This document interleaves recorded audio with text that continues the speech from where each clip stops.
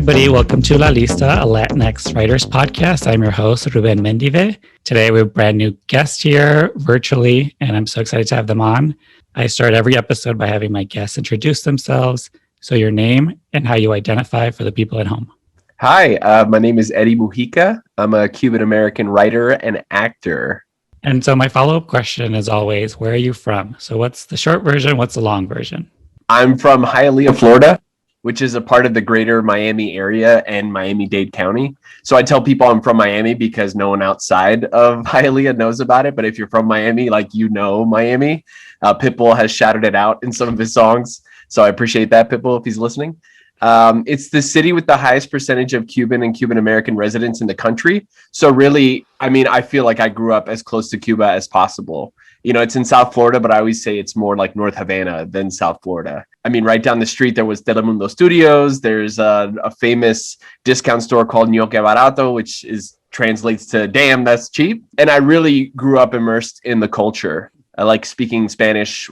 That's the first language I spoke. So yeah, that's the part of Miami that I grew up in. So I like to get sort of like a family history. So like, what's your parents' story? My family is super Cuban, but no, they're great. My parents specifically, they were both born in Cuba, came to the US at a very young age. They were born in like the late 50s. So like right around the time that the revolution was happening. And they grew up in Hialeah. The house that my mom grew up in is the house that I grew up in, that, my grandmother was living with us. And right down the street on the other block was where my dad grew up. So like they knew each other as kids. They were high school sweethearts, and my mom always joked that my dad would like break up with her on the weekends to then like go off and do his own thing and not have like any attachments. And then on Monday be like, hey, what's up? We're back together.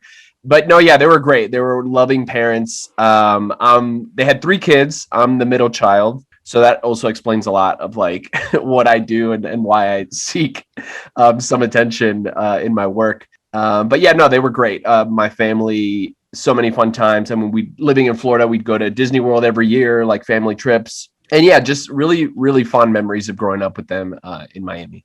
I'm always curious about like the connection to like the island. Like what is your family's connection to it? How does that like, how are you in relationship with that? Because they came to the US at such a young age, they grew up kind of Americanized, but still, with a lot of Cuban culture that my older relatives had. So like me growing up, we'd eat like spaghetti and meatballs one day, and then the next day my mom would make like bistec empanizado. So like there was a nice little mix. But growing up in Miami, again, like I felt specifically Hialeah, felt really close to the Cuban culture and always wondered like, what would it be like if I went? And I actually had the good fortune of going in December of 2018. And I remember that being such a big thing between my family because the older relatives and even my parents were scared of me going, and rightfully so. Like the circumstances in which they left, of course, would leave someone to like be afraid to go back. But I wanted to go because I really wanted to see how close where I grew up was to the culture. And also I was nervous, like if I go, will people think that I'm Cuban or will they think that I'm more American? And how would that be? So me in going did a lot for my identity, and I never felt more Cuban in my life, and saw so many similarities. And then also in coming back, was able to show my family photos and video and be able to tell them about my experience. And I think that piqued their interest to possibly go one day. I don't know if they would, but there are still ties there. We still have family there. I met up with a long lost cousin of mine when I was there, which is crazy to see like people that, because we have cousins and we like hang out with them growing up and they're so close. And then you meet someone that you're like, oh, if we were in the same place, we would be so close. And here you are living this completely different life. So I feel it's like this weird, there's distance and you feel distant from it, but you also feel super close and a part of the culture. I am curious always about Florida. I think I think everyone is. Yes, I am too sometimes. I'm like, what's up with Florida? I am curious of what it was like growing up there because, you described it's where you grew up was very Cuban, but I'm trying to get a sense of like culture of like Florida and Cuban and everything that goes into that like area. Yeah, it's crazy because it's such a big state. Like, yes, I am naturally, because I was born there, I'm a Florida man. But like the stories that you hear, most of it happens in Central or North Florida, and a little bit of Tampa. But like there are Cubans in Miami and there are Cubans in different parts of the state. I know there's like a small population in Tampa and in Orlando, but like it's so different. It's so different. South Florida really is a melting pot. There's like Hialeah has a lot of Cubans. There are other parts that have a lot of Cubans as well. But then there's also a bunch of people from Latin America and like South America. So it really is this big mix. But then, I mean, I went to college in Orlando. And that was the first time that I was outside of Miami. And even there, that was the first time that people told me, you have an accent. And I was like, what do you mean I have an accent? They're like, yeah, you have that like Miami accent, which I know what it is. And I feel like I've lost it. But whenever I go back to Miami, it comes back. But there's like so many, if you go into northern Florida, it really feels like part of the South. And there aren't many Latinos in certain areas, but it's such a wide state that it's hard to pinpoint a specific culture like feel to it because it's so different. So I get it, like Florida's so crazy, but when people are like, oh, Florida, I'm like, yeah, but it's not. I'm not really that. I am, but I'm not, because it's so wide. Yeah, no, I know people that are like, I'm not from Florida, I'm from Miami. Or Yes, like, it's so different. Yeah. so like 14 to 18, I framed this time with these questions. Who were you? Who were you pretending to be? And how do you think other people saw you? I for sure was a nerd. I was a big theater geek. I was in the drama club, like the International Thespian Society, which is you go around and just like how the sports teams, they go off and go to districts or state. We would do the same thing, but for acting and like monologues. So that was my, as the basketball team and the football team were doing practices, we're doing our rehearsals. So I was really entrenched in that. And I was a really good student. I was like in honors classes and AP classes. But I guess to your question of pretending to be, I think I was pretending or wanting to be cooler than I was. I was well known. Like my senior year, I was student government president, but it was more because I was nerdy than it was like a popularity thing. Like I wanted to be involved in that way. And I honestly got along more with the teachers than I did with, like I knew everyone, but I didn't have really close friends. And the ones that I did have were the year ahead of me in drama. So when they all graduated, I was all by myself. And I found myself like, hanging after class a little bit or after school and having these adult comedic conversations with adults and the teachers that I wonder, looking back, if they were like, who does this kid think he is? Does he think he's one of us? Because he's only 15. Yeah. And so like what got you into theater in high school? A big part of it was my sister. I have my older sister she's 3 years ahead of me. So she was a senior when I was a freshman, and she did drama in middle school. And that's the first time that I got involved with it. And then knowing that she had gone on to high school and going to see the plays that she was in and everything was like, I definitely want to do that. Cause we were kids that like, we borrowed my parents' those big VHS cameras and would make movies, and we had a Talkboy tape recorder after Home Alone came out, and we would record our own little radio show. So we were always creative and wanting to do, performing for the family. So being able to do it in class or after school seemed like the natural way to keep doing that. And the fact that she was involved was like an easy way to be like, oh, this is Nicole's brother, so like he can do this too. And I was very into comedy, and the school had this weird thing where they had a weekly improv show after school on Wednesdays called Wacky Wednesday. So we were essentially doing like improv, like on Whose Line Is It Anyway? And I love that. I would watch that show all the time. So I felt like I was so far away from that, but also felt like I was taking baby steps, getting to what could potentially be a career in that. Yeah. And so like, what'd you do after high school? Did you have a plan? Did things go according to plan? No, not at all. I wanted to go. It was either like California or New York, because that's where the industry is, right? And that's where you see it all happening. So I remember looking at NYU. I didn't apply because I was like, there's no way I'm going to be able to afford it. But for some reason I thought a school like USC I would be able to go to. And I remember applying and getting in, and then even like the interview to get in, all the other colleges that I applied to was just an application, right? But this was like, they came to Miami, and it was at some Holiday Inn, like on the top floor in some banquet hall. All these students would go and interview with them, and they asked really cool questions like, who's your favorite superhero and why do you relate to this or whatnot? So I was like, oh, this is the school for me. But then you get the financial aid packet and you show it. I show it to my parents, and they're like, no, we can't afford that. And Florida has this really cool thing where, I don't know if they still do it, but it's like with the Florida lottery, where if you get a certain GPA and test score, you can go to school for free. So I was like, oh, well, I could either go somewhere and be in massive debt, or I can stay in Florida and not have any debt. So I chose that. And I'm proud of myself, even though obviously there are tons of benefits from going to a school like USC or NYU, but I also really like not owing anything, at this point in my life. So, but even though I was doing that, I still felt like it wasn't going as planned, because I wanted to go to a place that would give me the stepping stones to get there. I went to University of Central Florida in Orlando because of their film school, but then I didn't after freshman year, I was like, I don't like this. And I just did radio, television production. And by the time I graduated college, I felt super lost and was like, what did I do? I went into school thinking that I was going to study this, then went away from it because it didn't seem possible.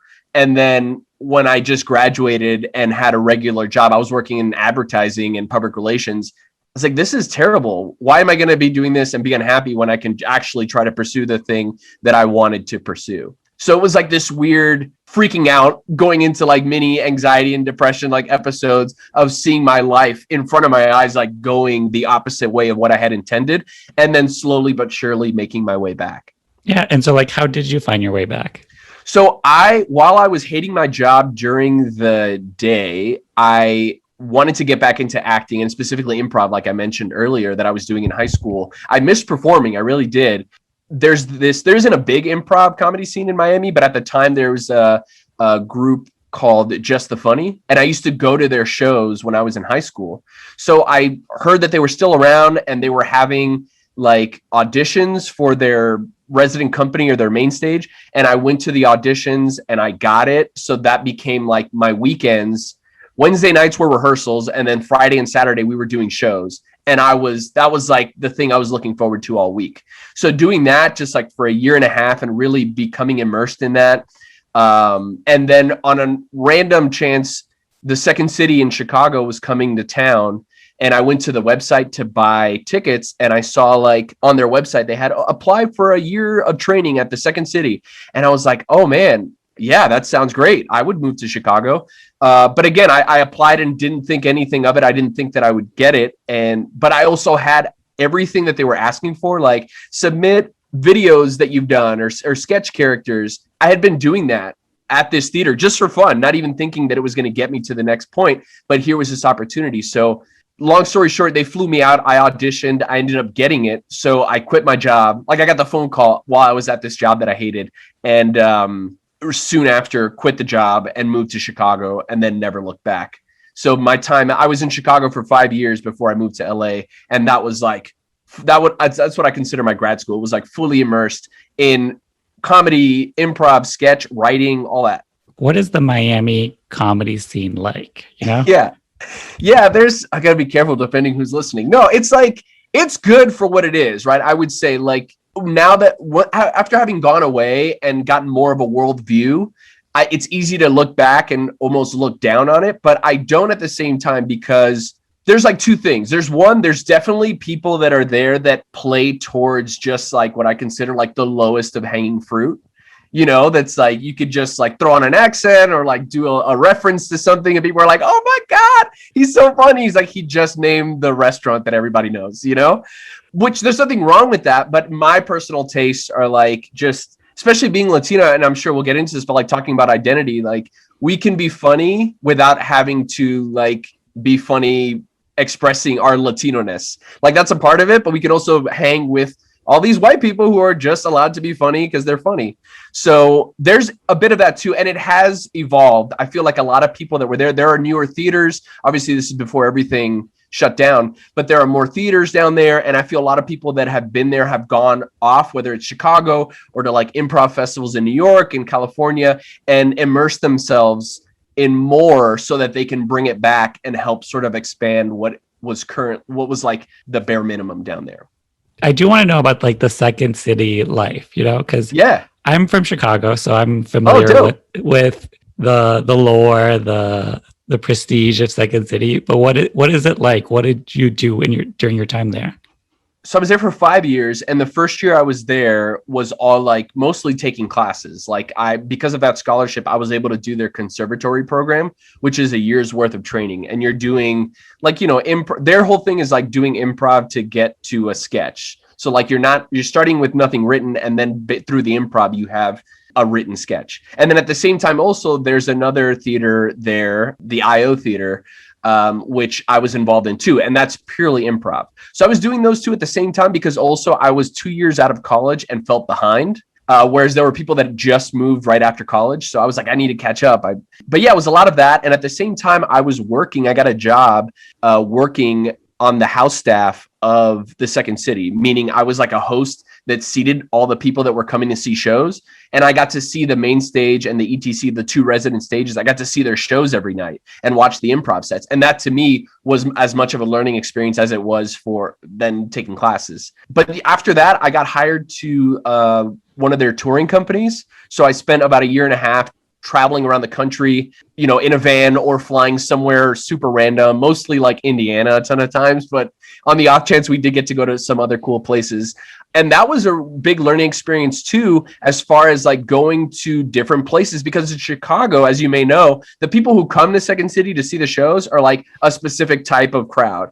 But when you take it on the road, you're going into like their home court. So like sometimes people are super receptive and sometimes people have certain political views, and the Second City is very like political satire. So there were some moments where you're like, oh my God, these people are super racist. I'm glad I performed mostly in Chicago. Yeah. And then after doing that, I spent my last 2 years, I got hired to one of their stages where you get to not only perform improv, but you're also doing a 2-act show of material that you and your cast have written on your own. So it's all original stuff. So that's really where I feel like I got to own my voice and sort of like discover what are the things that I want to talk about or bring up in comedy, especially at a place like Second City where you can talk about some really touchy subjects, but do it in a funny way.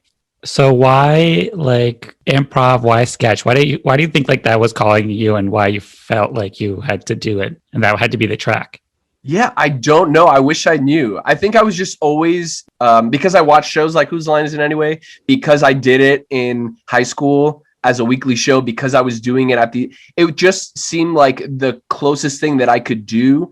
Because I ended up right before I moved to Chicago, I got together with some friends and we were making like video sketches, but improv seemed like for someone who didn't have a lot of resources, the easiest thing to do. You just get together with people and you make stuff up, and there's no props, there's no like nothing. So it seemed like for the position that I was in at the time was like, oh, I can easily do this.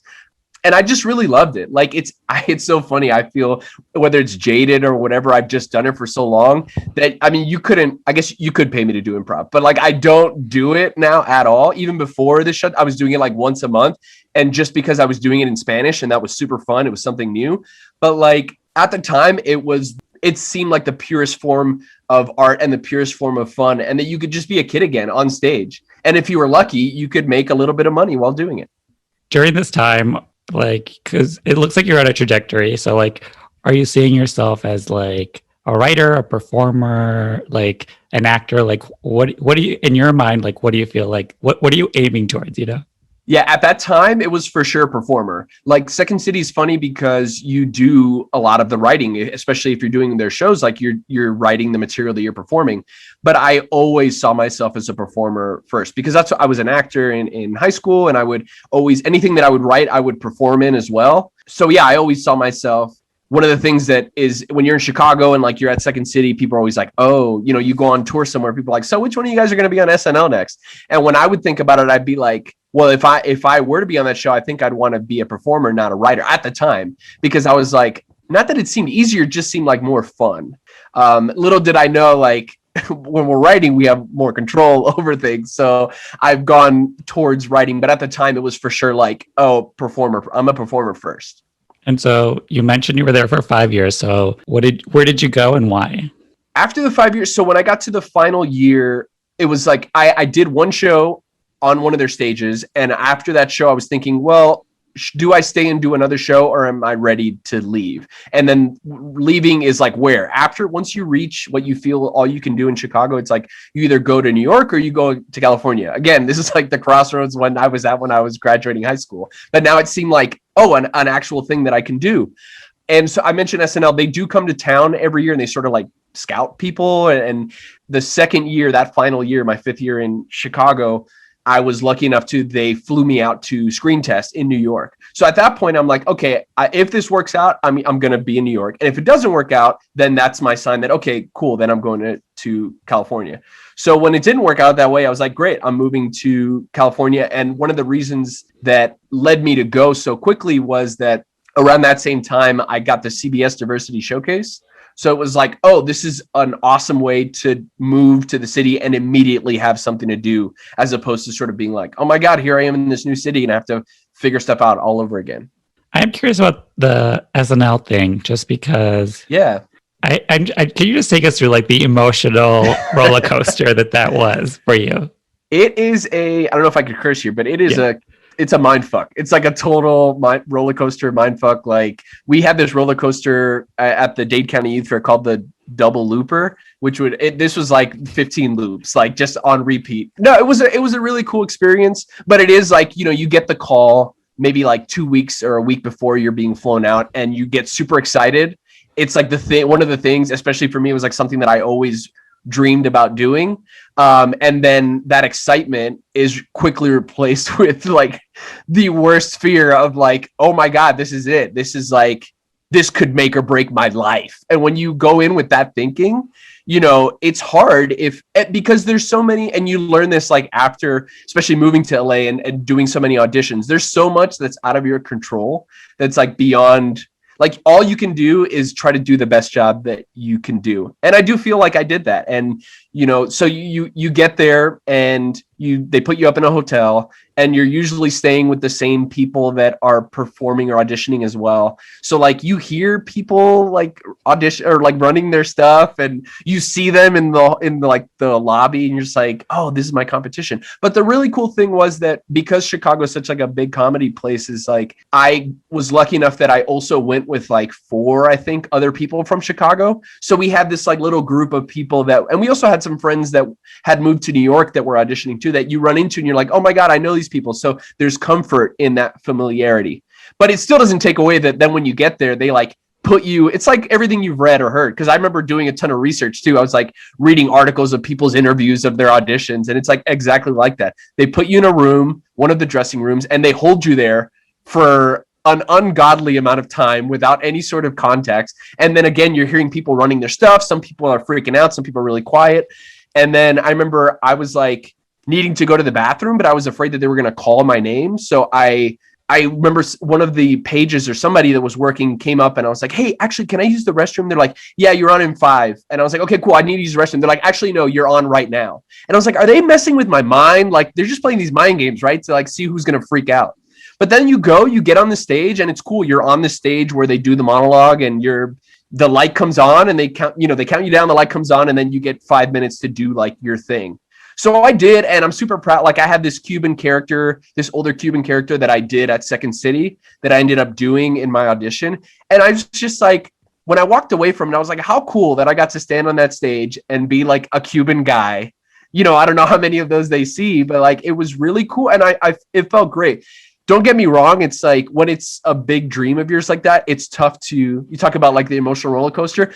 There's like that big coming down of it. And then you sort of stay down, but there's a while of like feeling like, oh, what happens now? I didn't get it. So what am I doing? And you feel like you want to get off the ride, but it takes a bit and there's like grief involved. And it took me a bit because you move on, but at the same time, you're like, what if and it's like, again, there's so much out of your control and you can just do the best that you can. And then, move forward if it doesn't work out. I'm famous on this podcast for saying that the first 2 years in LA are the hardest. Mm-hmm. But if you survive it, then you're sort of here to stay. Because in those first 2 years, you can move back at any time. Yeah. So can you describe those first 2 years?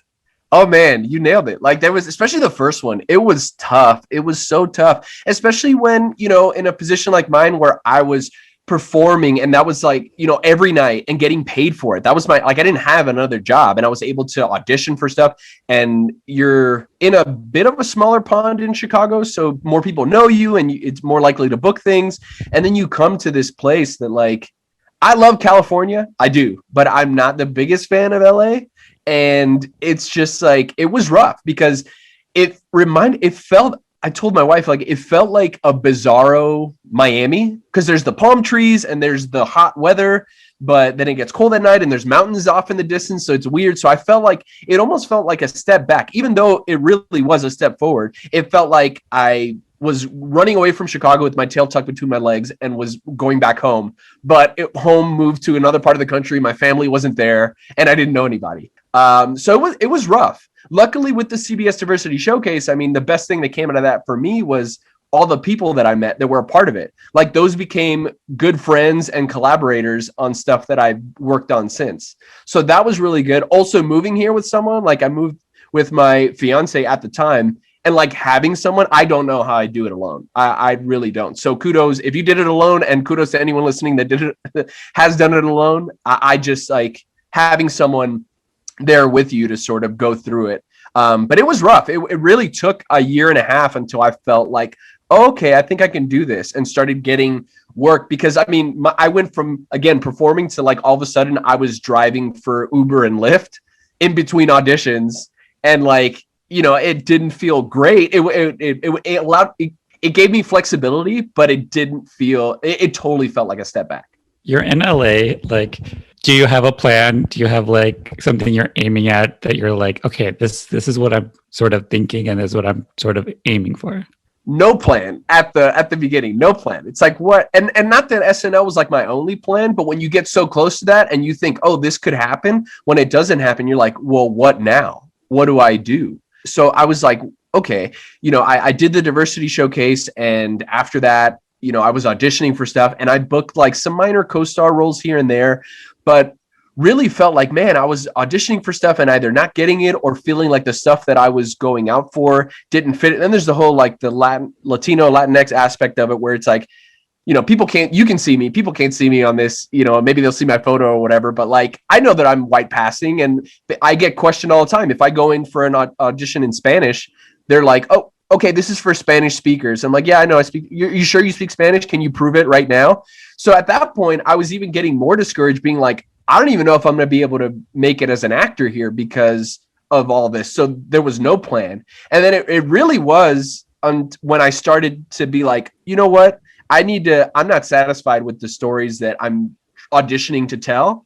I need to, and I'm sure you hear this from other actors turned writer, like, we need to get control of our own narrative and we need to tell our own stories. So it wasn't until I started creating my own stuff, whether it was short films or writing stuff that, you know, I submitted to festivals or to fellowships, that I started to be like, oh, okay, this is getting some traction. So now there's a sort of plan of how I can move forward. And it just started to tilt more towards writing. But it did take that, like you said, that 2-year period where you're sort of figuring stuff out. And so, like, what did you start writing about? When you're like, okay, I got to make my own content, like, what was coming out? It's funny. At first, I was always a little hesitant to like fully dive into our Latinidad, you know, because I was like, for what I mentioned earlier, I was like, why can't we just be funny for being funny? So I had made like sketch videos in the past, but I had never really made anything that was like super authentically Latinx. And around that time, I got involved with Broadway Video. They started this web YouTube channel called Mas Mejor, and they were looking specifically for Latino content creators. And they also were like, you don't have to be Latino on this. But like, so I did a couple things for them that weren't super Latino. But in doing that, I was like, and seeing some of the stuff on their site that was like getting a lot of hits and successful because it was aimed at Latinx audience. I was like, oh, well, if I were to do that, like, what would be my version of that, right? So I wrote the 2 shorts that I wrote. One was, I mentioned that I'm a nerd, and I really like, even though I'm a comedy writer, like, I love sci-fi stuff, and I love stuff like Black Mirror that's like near future. So I was like, I wrote this short that was satirical about a Latino's experience in the near future. And also it mainly had to do with the identity issue that I was facing. Going into these rooms and being told either I'm not Latino enough or I'm too Latino, or I was like, what does that even mean? So I wrote about that, about my personal experience. I started tapping into like the things that I was experiencing. And that short did really well for me. It got like some write-ups, it got into festivals. And then the other short that I wrote was, I also love sports. I love basketball. And I wrote this mockumentary short about a pickup basketball game that this Cuban American, this Cuban immigrant joins. And it's like, it plays into some of like the stereotypes that you know about Cuban people, but like stuff that I'm comfortable with and stuff that I feel like I can talk about because I am Cuban. Like I had never, before I wrote that, I had never played like an authentically Cuban character unless I had written like I did at Second City. And those two really did well for me. Like I said, they got into festivals or got like meetings with people. And that's when I was like, oh, I just need to keep tapping into this, right? Like my personal experience, it doesn't have to be a Latino story, but that's my experience, I think it's naturally going to feed into whatever I'm writing. You know, I also saw that you got into like some workshops and like fellowships. So can you sort of talk about your experience with those? Yeah, my goal was to like come to LA and like do all the fellowships. No, I was like, I really was like, you know, if there are these programs set up for diverse people, right, and they're looking for diverse talent, then we should take advantage of them, right?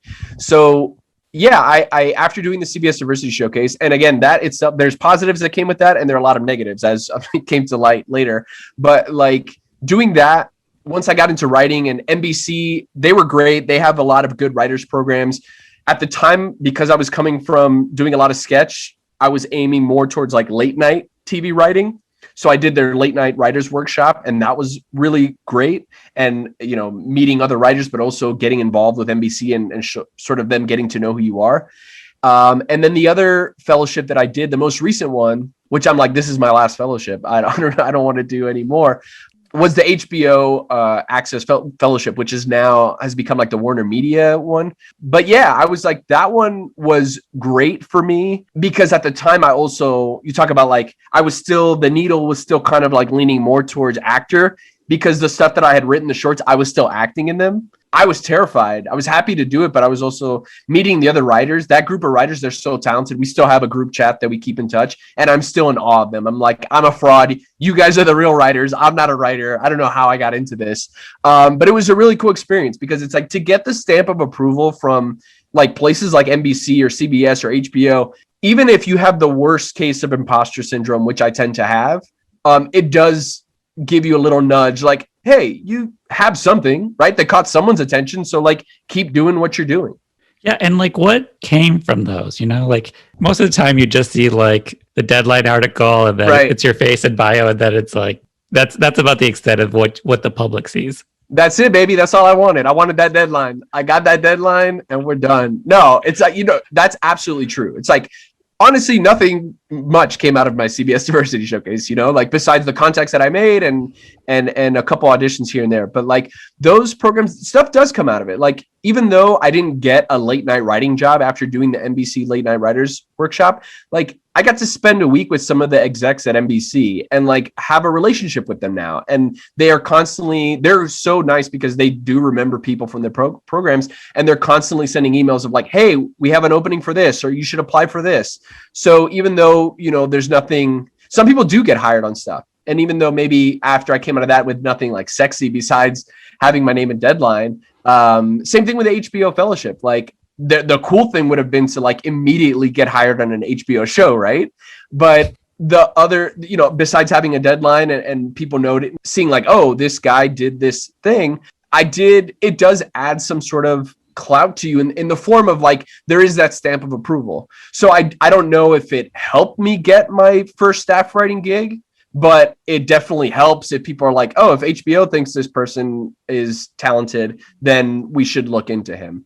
So I didn't get jobs immediately after those, but I definitely fostered relationships that in turn led to, you know, it's like you try to plan, like, how do I get from point A to point B? But really it's like A to point B to C, D, E, F, G. Oh, I was going for G, but I thought it was B.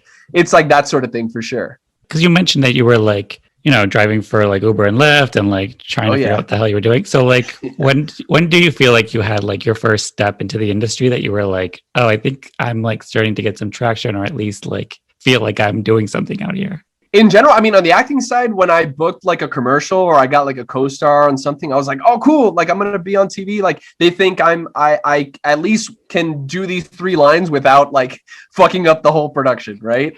So that felt like, okay, when I started booking little things here and there, I was like, okay, cool. This means that I passed like this, whatever, you know, I describe LA like it's the hippest club and you're trying to get into it. So like the first year you're outside and you're so far down in line and you're like, people that aren't in line know the bouncer and they just get in. You're like, wait, I've been in this line for 2 years. How are you going to let this person You're fully wearing shorts. Yeah. Yes. What the travesty. Yeah. But then you get closer to the front of the line and then a little thing like maybe, I don't know, you get like to the window and you get to see what's going on. So those are like the co-star roles. And then once I got into some of these writing fellowships, then I felt like I was let in and then let into a specific section of the club. So at that point, I'm like, okay, we're in, we're doing it. But yeah, it was like those fellowships for sure help. But as far as like people are like, oh, are you a writer now? And I'm like, I really didn't consider myself a writer until I finally got that first staff writing job. And then I was like, oh, it says on my title that I'm a writer and I'm in the Writers Guild. So I guess that must mean I'm a writer. So it took me a while to fully embrace it. But yeah, those little initial baby steps help for sure. Yeah. So like, let's talk about this like staff writer gig. So like, how did it come about? And like, because I think your journey, especially like the show you wrote on, is definitely of the moment. Yes. Yes. So like, can you just talk us through that whole journey? Yeah, it's so funny. I wrote on NBC's Connecting, which aired last fall, and it was like one season of this. It was like Friends, but on Zoom, sort of like going through this quarantine. And I remember it's funny because it's your first gig, at the time I didn't have a gig, and you don't want to be like stingy or like picky about things. But I remember getting my call from my reps and they're like, oh, we want to set you up with this meeting with about this show. It's set during quarantine. And in my mind, I'm like, what? Like, I don't like, do we want to watch this? I don't know. But again, it's like you always take a meeting, right? But before that, I read the pilot. And when I read the pilot, I was like, oh, these creators are super smart. They're funny. I love the way that they're approaching this because it's very easy to make like a hacky sort of version of that. And that's what I was afraid of. I was like, who wants to, if this is going to be on national TV, who wants to, after being in the Zoom all day, watch a show about that? But luckily, yeah, the pilot was super funny. I had the meeting and I left the meeting being like, I want to work with these guys so bad. I want to be on this show. This would be amazing. But again, leaving thinking like, whatever, you can't control it. And then I got a call a week later and was like, we're going to hire you as a staff writer. And then it's like similar to the SNL thing. You get super excited. And I don't know if it's the imposter syndrome again, but then you start freaking out. I've never been in a room before. And now it's on Zoom. How much more awkward is it going to be like? So I was freaking out, but it was a small room. And it was like, as we talk about like Latinx people that we look up to, there was an amazing writer that was also an EP in the show, Renata Shepard. And she happens to be Afro-Cuban. She was awesome. They like paired me up with her as my mentor in the room. So I was able to like text her whenever I was freaking out about something. And when I found out that I was going to write an episode, I could like reach out to her. So it was great. And everyone on the show was super funny. And one of the characters, it just so happened that one of the actresses, the lead, Otmera Marrero, she is Cuban from Miami, and they wanted the character to sort of play into that, not be like the main thing about her, but like when we talk about her family, she's Cuban. So I was like, oh, cool. I didn't think that I would get to, on my first show, like if they have a question about it, that I can raise my hand and be like, yeah, I know the answer. So yeah, it was a wonderful experience for what I at first thought was like, do I want to be a part of this? And now I'm so glad that I was a part of it. And how strange was it to be like in a Zoom writers room writing a show where the characters are on Zoom? Yeah, you're talking about like, and it's a comedy. So you're like, whenever some little dumb bit happens, you're like, oh, we should do this on the show because you just froze. And it's like, well, that's like the obvious joke, right? Like everyone's doing that. So yeah, there was luckily also the showrunners were aware of like Zoom fatigue. And there were some days where they're like, I think we're done. Like we did as much as we could today, because you do run into that, But yes, it was a super bizarre experience and such a weird, like you mentioned, time capsule of that moment. And so for the actors, like, were they also like filming on their own? Like how did production work? They did this. I don't know. I hope SAG was aware. They did everything. No, they're like, the cool thing is you get to be on set. And by on set, I mean, I'm still at home and I get to watch them. Like you log into that specific Zoom and get to see like the art director is talking, what gets on, and they're talking to them like, can you move this photo frame so many inches to the side? Okay. Then the DP's like, can you adjust the focus? They had to do so much was shipped to their house. I don't know how much they knew that they were going to have to do, but they were like great about it. And I know that they, just like the writers got along really well, the actors got along really well too. I know that they were always like in touch with one another, but it was really cool to, especially the episode that I wrote, to like get to go to set and just from my, apartment, watch them go to work. But there was like so much downtime in them having to set stuff up for like, a page of dialogue. What do you see like the themes that come up for you?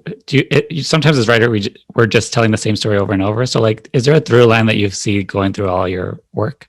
For sure. I do see, even when it's not like about Latinx experience, I feel like a lot of it does have to do with identity, like just like who this person is and where do they fit into the world. And maybe they don't, fit in at the moment, but they learn to, or they used to fit in, but now they don't. So I feel like naturally I find myself writing about, characters.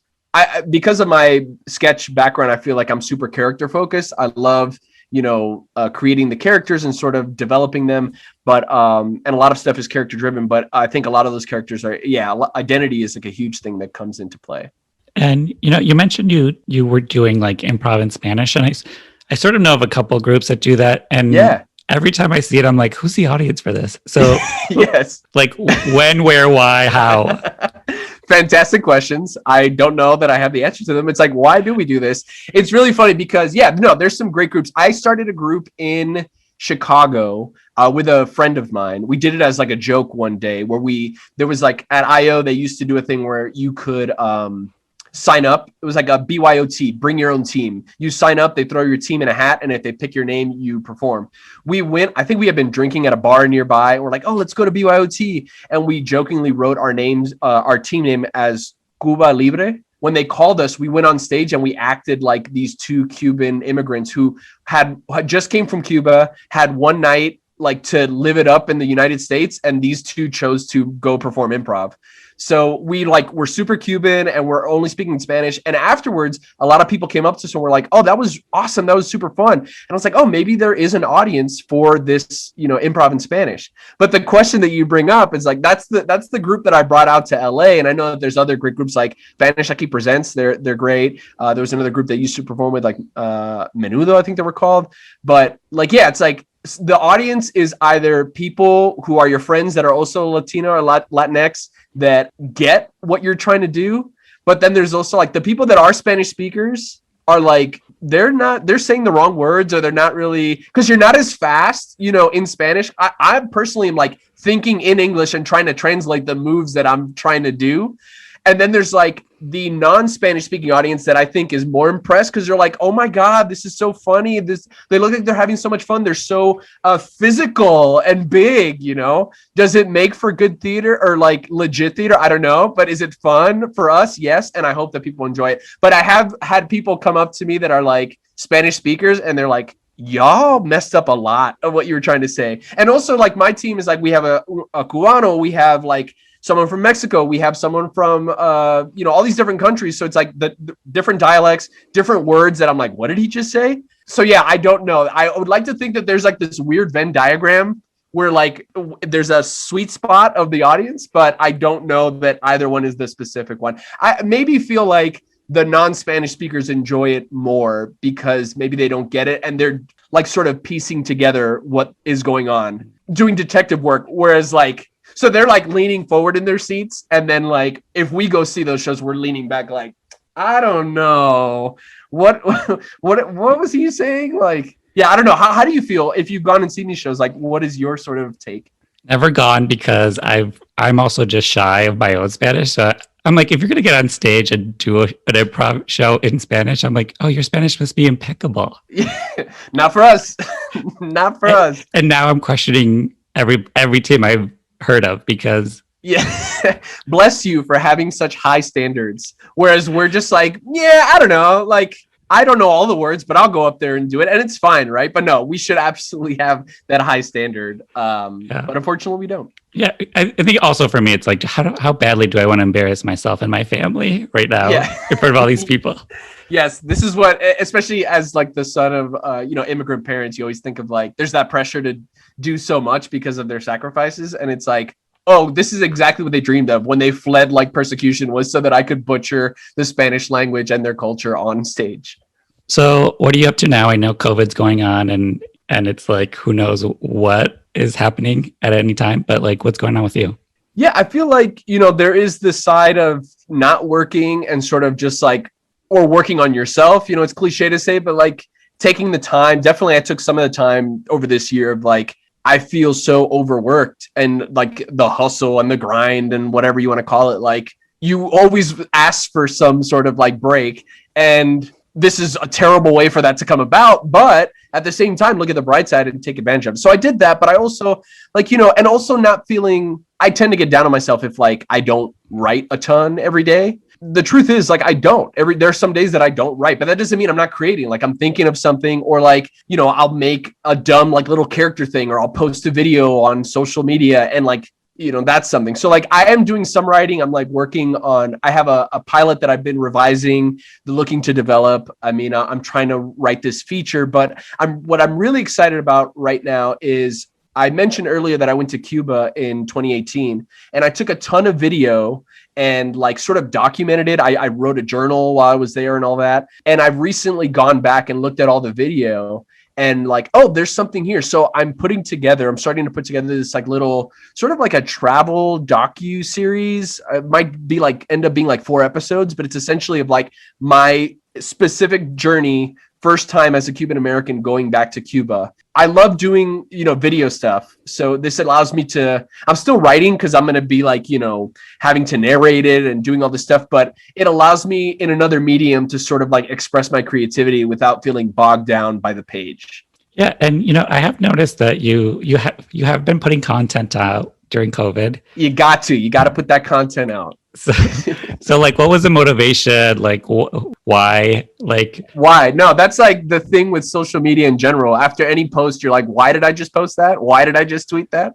There are times where I'm like, why am I even on social media? But then you think about so there is the thing of like, oh, you got to keep putting content on there because if anyone wants to look you up, like it shows that you're constantly working on stuff.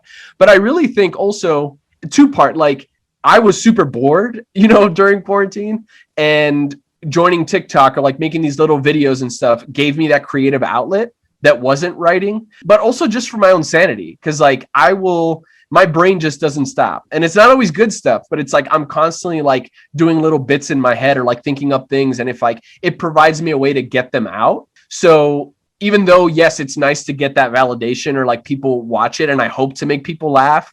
And if they respond to it, great. But it's also like, I think for my own sanity. And if I don't do it, I just get like a little stir crazy. Yeah. And, we sort of touched on this a little bit, but I am curious about most people I interview in this podcast. They're having some sort of identity crisis over their Latinx-ness. Yeah. So like, what has been that journey for you and where do you think you are now with it? When I grew up in the specific part of Miami that I grew up in, I never questioned whether I was Cuban or not. Like it was like 100%, I'm Cuban, no doubt. It wasn't until I moved away and started auditioning for things that I was like, oh, I don't look Latino. Like everyone thinks I'm, I would get shit from my cousins being like, hey, the sun's free, bro. You can, get a tan. And it's like, no, actually I got my mom's skin, so I burn. I don't tan, unfortunately. But yeah, I would question like, oh, wait, people don't see me as Latino, So am I Latino? I mean, I knew I was, but it's like, I got in my head about it a little bit, like being like, well, they don't see me as Latino, or like going to a commercial audition and like everyone else in the room for this Latino role is significantly darker skinned than I am, or looks way more Latino in some way that I don't. So that was tough.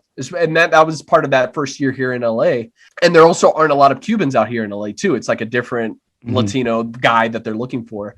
But yeah, it was like the more that I back to like writing about my own experience and getting, seeing it in film festivals and having other Latinx people watch it and see, even though it's specifically Cuban, them coming up and being like, oh, I get that because we do that too. Or it's like, so going to those festivals for sure helps. Having that community of like-minded people, whether it's actors or writers that are also Latinx, and having that acceptance from them. But I think what really put me over the edge was when I did go back to Cuba in 2018 and seeing how everyone sounded like I did. Like people make fun of my Spanish accent because it's Cuban and we drop like the consonants at the end of our words. But like everyone there sounded like someone in my family. And when they heard me talking, they didn't question. They were like, oh, you're Cuban, right? Eres cubano. And I was like, yeah. and they were like, "Oh, where are you from?" "Oh, from Miami, from Hialeah." "Ay, tengo un primo in Hialeah." It's like, yeah, because everyone's there.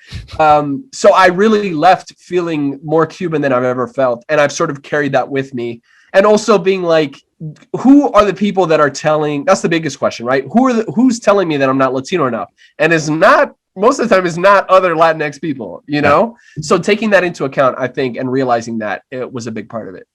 So I am curious of like the writers that my guests are fans of. So this could be peers, friends, heroes. Like, who are some of the people that you creep on Instagram, even that whose work you're just loving?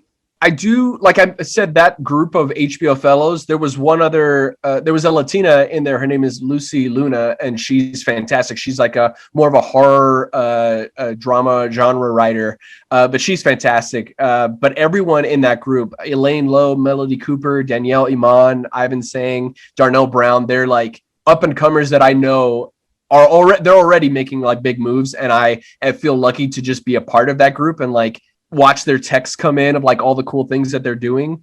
As far as like initially, the biggest influence I think to me from an early age was when I think I was like in middle school or maybe high school, when I saw John Leguizamo, his first or one of his early like Broadway one-man shows. I think it was like on HBO or something, called Freak. And seeing this guy who does, I mean, he looks more Latinx than I do, but like he is also like fairer skinned, and he was up here just unapologetically being Latinx and like diving into his culture and portraying all these characters. And I was like, oh, I could do that. Like, we can do that. That was a big influence for me. Obviously, for sure, on social media, like these days, we'll follow like a Gloria Calderon-Kellett or a Tanya Saracho. Like, they're definitely breaking down doors for us. But as far as like other contemporaries, like these two were picked for that Latinx list, like the blacklist. But Dominic Colon, he's based out of New York. The script that he wrote is amazing, and I'm excited, hopefully, like to see what comes of it. And Ana Salinas is another writer who was in the comedy scene, and I got to work with on a couple things, and I think she's super awesome. There's a Mexican American writer, Shea Serrano. He's like a sports writer, but he's written a ton of cool books. And like, not only do I enjoy his writing because he just like is writing the way he speaks, but his social media presence is really cool because he like raises money for good causes. He's like amplified other up and coming writers. I got to go to one of his like book tour signing things or whatever when he came to LA. And I got to like briefly chat with him, and I think he's amazing. And then there's a young writer who I got to know at a festival, at the New York Latino Film Festival. He's also from Florida, so I'll shout him out. Francisco Cabrera. And he is he's cool. He's like younger, and I the reason I like following him on social is because he's like a super networker and is always like working on the next thing. And it reminds me, like, there are these people that are like, you know, younger, and they're working super hard. So you gotta like ponte las pilas and like stay on your game. So shout out to Francisco. Yeah, I'm so jealous of that because it's like I had no sense of what I was doing or how at that age at all. And some people just hit the ground running, and they're like in 10, 20 years, they're going to be running this town. And they know it. Like, I feel blessed that I got to know him, and we got to like get drunk together at a festival and just like, you know, laugh and be friends. But like, he already, I think he's like a assistant on Hentified, and I know pretty soon he'll be running the town. So like, yeah, more power to him. Happy to know him. What has been your experience of like the Latinx comedy scene in LA? There's definitely more than there was in Chicago. I think maybe now, or like before everything went down, there was more in Chicago, but it was really cool to come and not be like the only Spanish speaking team, know that there are other teams out there.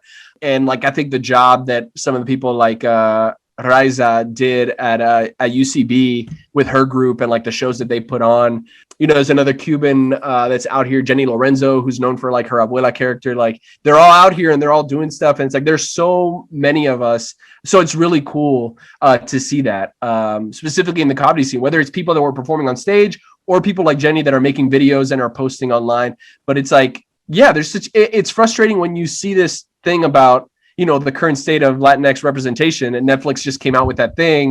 And it's like, well, we didn't need Netflix to tell us that, that there's a lack of representation, right? Yeah, we give them so much credit for these studies, and it's like, yeah, then they put it in a drawer and then they continue business as usual. I know. It's like, you had shows like, but then you choose not to, or the ones that you do have, it's like, it's not the full representation of our experience. So Yeah.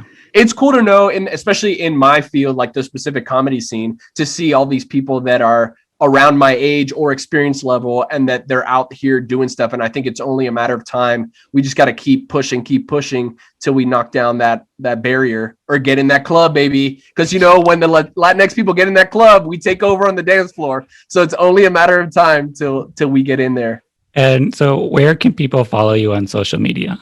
You can follow me on all socials like Instagram, Twitter, and even TikTok. It's all the same handle. You know, got to keep the brand strong. It's all at Mujica, but it's my last name spelled phonetically because everyone always butchers it. So it's MOOHEEKAH at Mujica. So I like to have my guests help me title the episode.